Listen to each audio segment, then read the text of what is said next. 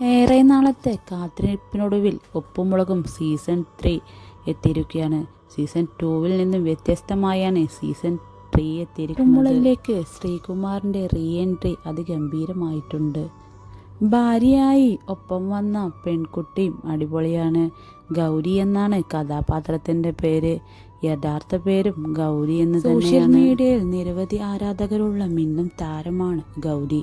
ഡാൻസിലും സജീവമാണ്. ഷൈജു കുറുപ്പും ബാലതാരം ദേവനന്ദയും പ്രധാന റോളുകളെത്തിയ ഗോ എന്ന സിനിമയിലും അഭിനയിച്ചു. സിനിമയിൽ ശ്രദ്ധേയമായ വേഷം തന്നെയാണ് ഗൗരി കൈകാര്യം ചെയ്തത്. സോഷ്യൽ മീഡിയയിലും സജീവമാണ് താരം.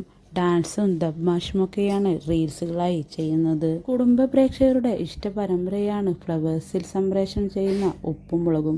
അതുകൊണ്ട് തന്നെ ഉപ്പുമുളകും സീസൺ 3 കാത്തിരിക്കുകയായിരുന്നു ആരാധകർ. രാംകുമാറും ഹൈമാവതിയും ദിയയും ഒന്നും ഉപ്പുമുളകും സീസൺ 3 അതുകൊണ്ട് തന്നെ മുടിയൻ ഇനി ഉപ്പുമുളകിലേക്ക് തിരിച്ചു വരാൻ സാധ്യതയില്ല. എപ്പിസോഡിൽ ബാലു തന്നെ പറയുന്നുണ്ട്, എനിക്ക് 4 മക്കളാണുള്ളതെന്ന്. എന്തായാലും മുടിയൻ വീണ്ടും ഉപ്പുമുളകിലേക്ക് തിരിച്ചെത്താൻ സാധിക്കട്ടെ.